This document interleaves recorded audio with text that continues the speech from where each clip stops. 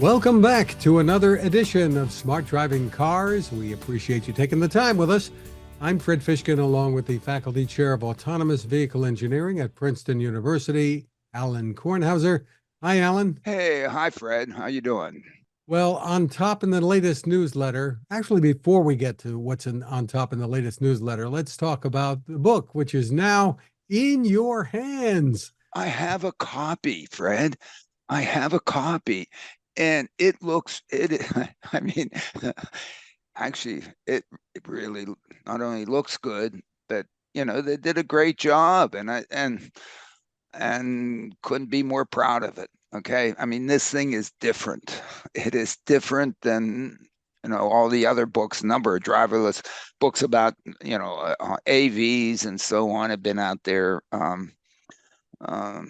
This book really lays it out in terms of what one needs to provide mobility to folks, provide mobility if they're going to give themselves a ride, and provide mobility for those who need a ride.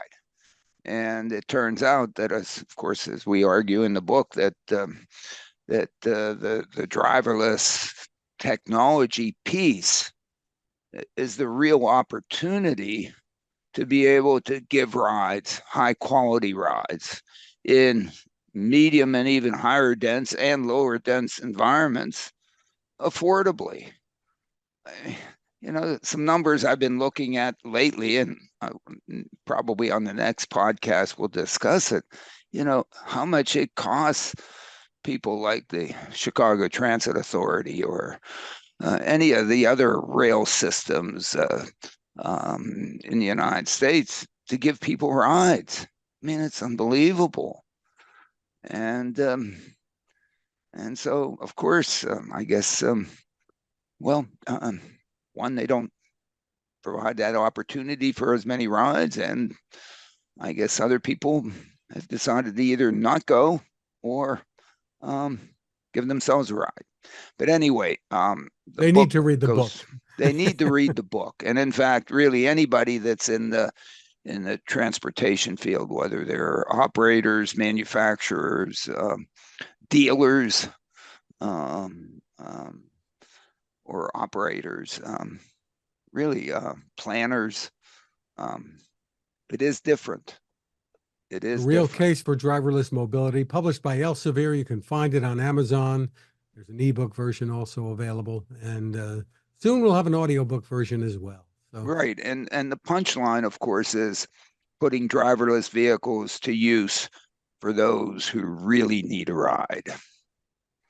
I mean, well, if they're listeners to the podcast or viewers, they know exactly what you're talking about.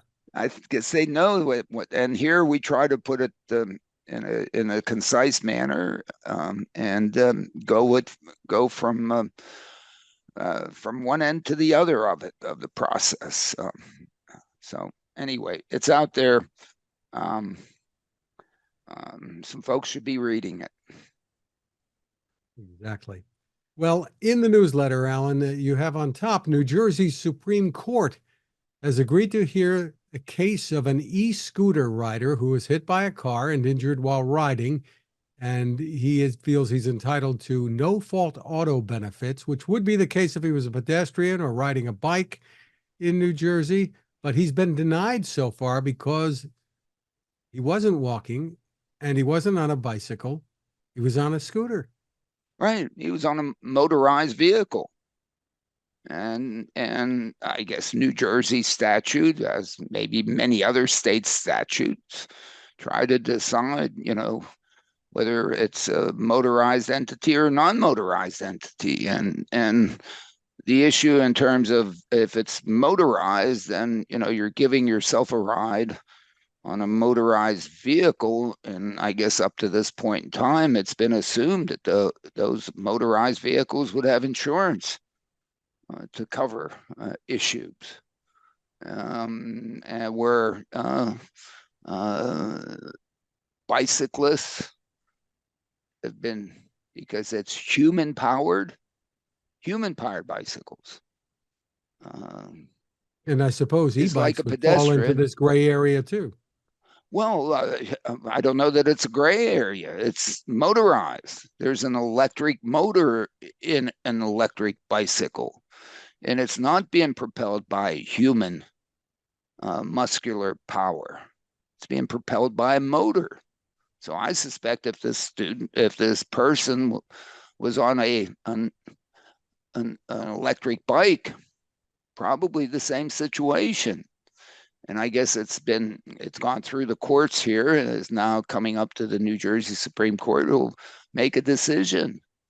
You know, if I guess the fundamental aspect of this is that if it's motorized, then there's an obligation of responsibility, and one is supposed to have insurance to cover those situations. And so if I'm in my car and I hit a tree, then my insurance, I think, covers my hospitalization or anything that happens to me. Or even if there's, I think, an uninsured vehicle that hits my car and I get injured, then, I don't know the exact law on this, but there is an obligation by my insurance company to take care of my medical bills. I believe. I could have that wrong. And then the whole issue of pedestrians aren't mandated to have insurance against injury from a motorized vehicle. And at some point, I imagine that bicyclists, because again, it's a human-powered vehicle, have been deemed to be pedestrians in such situations, so that if a car hits a bicyclist, then the car's insurance company is, I believe, liable to pay for medical expenses associated with someone who's on a human-powered vehicle. And if it was a human-powered skateboard or scooter, I would imagine those also fall into human-powered, walking, pedestrian, human-powered, that's the category. But if it's going to be motor-powered, whether it be by electricity, steam, lasers, who knows what, that's a different category. So here we're going to find out from the New Jersey Supreme Court, at least in Jersey, on which side of the line you're on, depending on how you're being propelled. Or your own muscles doing it. In a wheelchair, it's your muscles that are doing it. So But it's there are electric interesting. So that's wheelchairs why I as put well. it up So, there. right. It is interesting because I know there aren't many states, if any, that require insurance for e-bikes or e-scooters, but some do sell. I noticed here that Progressive, which I think is the company that may be involved here, Yeah, does sell e-scooter insurance. I'm sure they sell it, and I'm sure, of course they would sell it. I mean, insurance company will probably insure anything, right? I mean, so I'm sure they will sell it. The issue is, are people out there buying it? And um, I don't know. I suspect not. And I don't know to what extent, if you have Progressive or New Jersey manufacturers, as I have, whether or not, if my child is on a scooter, motorized scooter, they end up being covered under my car insurance. I don't know. Maybe I should look it up. I didn't objectively buy that coverage. I'll admit to that.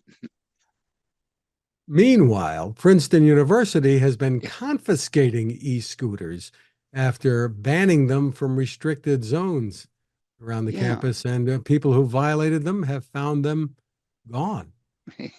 Yeah. Oh my goodness. Isn't that something? Well, it's I don't know. I never did a survey or collected any data, but just from observations, it seemed like it was the athletes that were using the scooters to get to practice after class, and then to get back to get something to eat or something like that after practice, because of course, they really do have to manage their time. Because certainly practice consumes a lot of their time, and it seemed like the athletes were saw a lot of athletes riding around campus. It always baffled me. My goodness, um, why aren't you running? Maybe you'd have to spend less time in a weight room if you just ran to and from these things. And probably, many of the teams have their athletes go out there running. What? You're riding a scooter to then go lift weights or run on a treadmill you know, at the facilities? I don't know. Whatever. Yes. My goodness. Coach K says walk, run. Yeah, whatever. I said, This Coach yeah, K. run. I mean, geez, you'll get there. Interesting. Speaking of Princeton athletes, there's a new documentary out, which is on Max, on Bill Bradley, called Rolling Yep. Along. Very, very worthwhile watching. And Yes. uh, Yes. it's kind And of a one-man show and very well done. yes, very well done. And link it in the e-letter.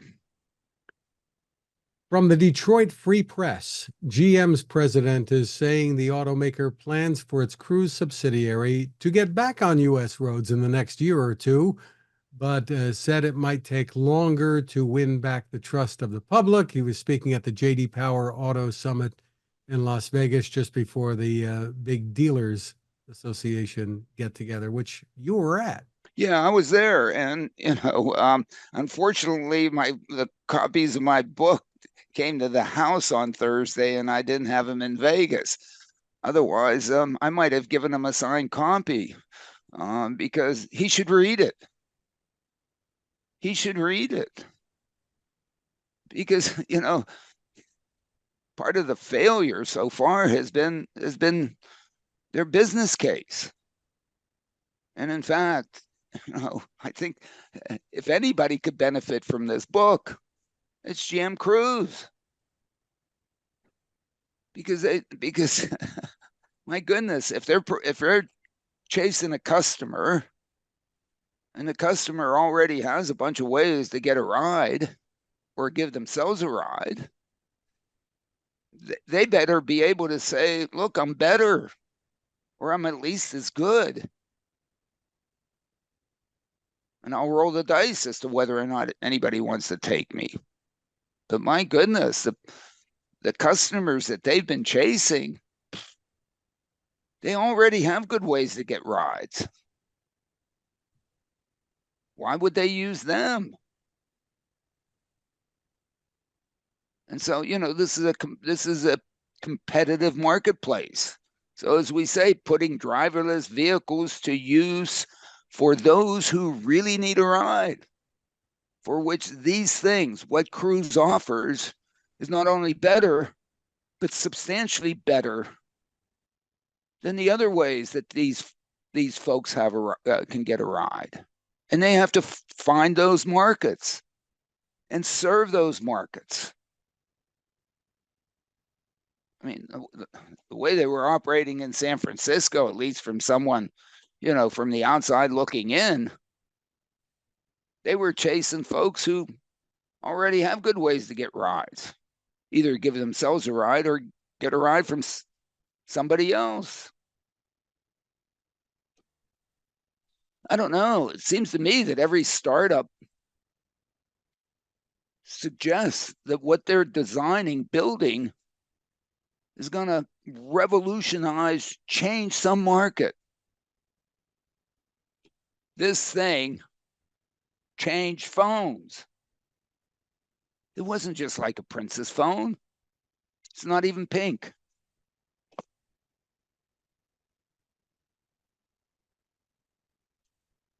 I don't know. Read the book. And It's the gonna be, problem, read the book. and they'll find what the real case is, and they'll find what the market is. Or they'll find, they'll at least know what market to maybe go out and chase. Meanwhile, they're cutting the spending on Cruise. GM is by $1 billion this year, according to a number of reports. But whatever, I guess I think they used to have two. One, $1 billion a year. If your stuff works, you should be able to find those markets. You should be able to offer this. And you should be able to offer it in situations in which you make money. And so, in fact, you could be doing this maybe with no net investment. Why not do it based on the revenue generated from the market? You've already invested. There's already an enormous sunk investment, 300 billion by everybody. I don't know. My goodness, if you still have $1 billion, geez, read the book. You'll be able to do it in the right market. A little more upheaval out there. Aptiv has pulled support from the Motional robo-taxi joint venture, which was with Hyundai. I guess. Read the book.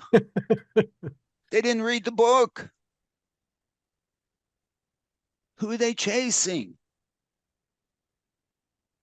Look at the customer you're chasing and ask yourself, are you better? Are you even just as good? How are you better? Because you got a big LiDAR hanging out there? What?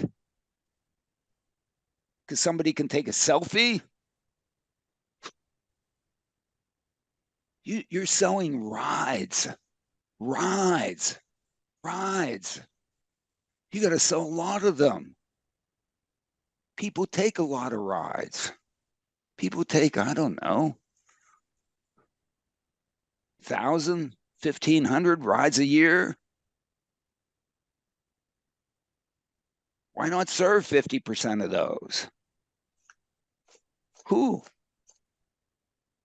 There are 340 million people in the US. Can't you find enough of them that really need a ride, for which they'll appreciate what you offer? And when some politician says, well, I don't know, or some community person says, I don't know, you've already been in there and convinced the community that, in fact, you're providing rides, you're improving people's lives. They're going to be rolling out the red carpet for you instead of chasing you out of town. I don't know. I guess nobody's going to call me if I talk this way. I should be nice, Fred. You are nice, Alan. I You're am. I'm not. You're offering your insights for almost free. Yeah, you got to buy the book. And if you don't know where to do it, we have software and data and so on, and help you find the places and know which doors to knock on. Who might be receptive and who might not be. But so far, what is it? Waymo was testing their system on some cul-de-sac in San Francisco so that they can give people on that cul-de-sac a ride. People were calling the cops on them. What are these people doing out here? Guess what? Those folks aren't going to be your customer, not yet. But there are other folks who might say, oh my goodness, look at what you're doing for me. The public transit system doesn't do it. For whatever reason, I don't own one of your GM cars, or I don't own enough of them for everyone in my family. Anyway, read the book. Meanwhile, another quick story. This happened over the weekend. Geely, the Chinese automaker, is saying it has launched 11 low Earth orbit satellites to expand its capacity to provide accurate navigation for autonomous vehicles. So What? What? their own satellite system. Great. That's going to provide a good navigation to their autonomous vehicle systems. Really? I thought they had cell service in China, don't they? I believe they do. They do. I thought everybody in China had one of these with connectivity. You need more than this? I don't know. Are you spying? Ooh, is that why you need it? Ooh, I didn't say that. Cut that out of the thing. No, leave it in there, Fred. I mean, what? Really? Communications is a limit for you to be able to go on and provide high quality mobility to people in China? You had to put up your own satellites? I don't believe it. Another Geely related story, Volvo is saying it is breaking up with Polestar, will no longer be involved with the EV maker. And that leaves it to Geely. Yeah, I mean, Michael Senna has commented on the whole relationship of the Chinese acquisition of Volvo cars and where Polestar fits into that and so on and so I think forth. he's advocated that it should have been part of Volvo, I suppose, from the beginning. Absolutely, it should be, and Volvo, in terms of its evolution and its technological evolution and its safety and its advanced driver assistance systems. My goodness, what an opportunity they have going into the future. Because, in fact, if we're not the driverless piece is one piece of all this technology. The other piece is the advanced driver assistance systems. And of course, that's to make cars safer, more convenient, and more comfortable. And that's a Volvo heritage. And Volvo has been in the forefront of delivering advanced driver assistance systems to their vehicles. And they should be out in the forefront, irrespective of what the propulsion system is, whether it's a hybrid, whether it's a internal combustion engine, or whether it's a plug-in electric vehicle. Anyway, we'll let Michael comment on that in the future. And for those who may not know, Michael Senna is the co-author of the new book, The Real Case for Driverless Mobility. Yep. One last quick headline, Alan. We've talked about this quite a few times before, but Tesla recalling that they're using the word recalling another 2.2 million vehicles for warning lights that are too small. But of course, it is an over-the-air update that's coming.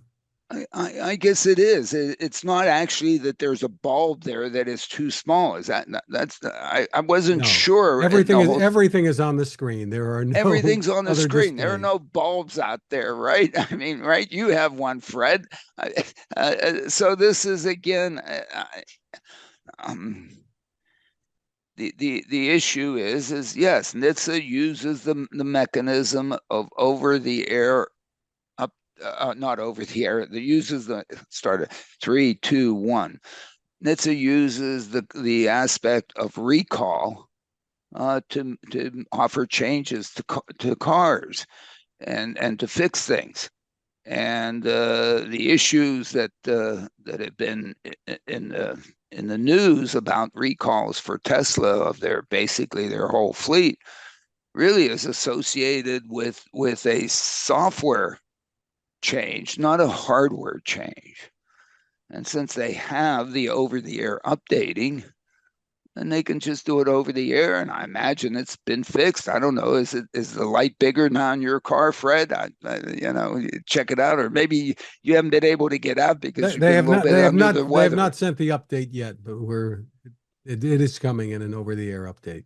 Yeah, and I think this affords an opportunity to have a very close relationship between NHTSA and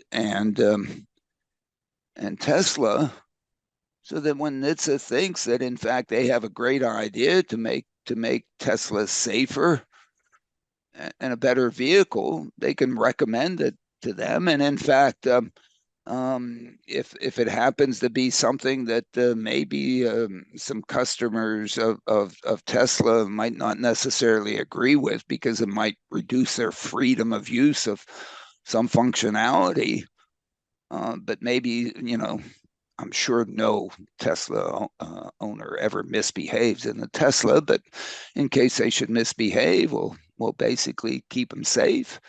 I think it's a great opportunity to make the vehicle safer and just do over-the-air updating. I mean, a lot of the discussions that we had with people that I had with people at the dealer association meeting had to do with the uniqueness of the over-the-air updating, and it's kind of amazing that the other manufacturers have not. And of course, the dealers have a role here because for other than Tesla, when there's a recall, the dealer gets involved, and there's a revenue opportunity for a dealer. If it's an over-the-air update, um, that revenue opportunity is lost.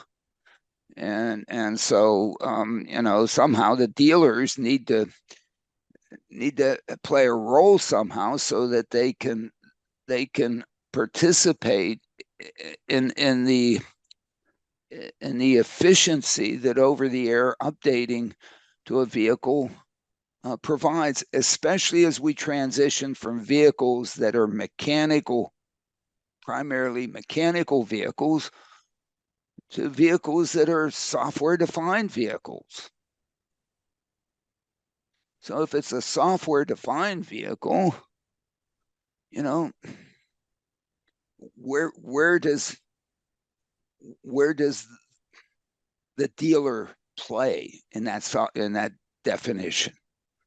I mean, it looks like we're going to drive-by-wire, in which there's no physical connection between the steering wheel and the steering wheels. That means there's software involved in that. And in fact, it's an opportunity to in case the driver, overly jerks it, doesn't flip it. So you have an opportunity with software to come in there and really enhance the performance of the steering system, at least theoretically. In the past, if you wanted to do that, you would have had to put a mechanical gizmo, Rube Goldberg, who knows what, Goldberg in that whole process, and the dealer would be involved. If it's now a software update, does the software update come from the dealer? Does a car, when it's sold, not only does the dealer get a fixed dollar amount when it's sold, but there's also a monthly revenue that's associated with maintaining the software end of this thing, for which the dealer would get that flow. I mean, It if would one seem that looks at would be a pretty Microsoft, inefficient. That might be a pretty inefficient way of doing it, since a company like Tesla essentially can send it out and it's taken care of. But if you have multiple places sending it out with different yeah, and so timings, maybe et cetera, it could be less efficient. sure, but in fact, there may be an implied revenue element of this, that only part of that revenue goes to the OEM, and part of that revenue goes to the dealer, who basically is the service representative, is the customer interface for the manufacturer. I mean, the dealers dealers have been very valuable to OEMs. Dealers sold the cars that they manufactured and allowed OEMs to worry about the manufacturing and let the dealing with the customer, the socio-economic aspect of that, to a dealer. That one entity do what they do best and the other entity do what they do best. And now maybe, the revenue product of this thing is not only a front end monetary transfer, but it has recurring monetary. The Microsoft now sells its software. You don't buy a license. You buy by the month.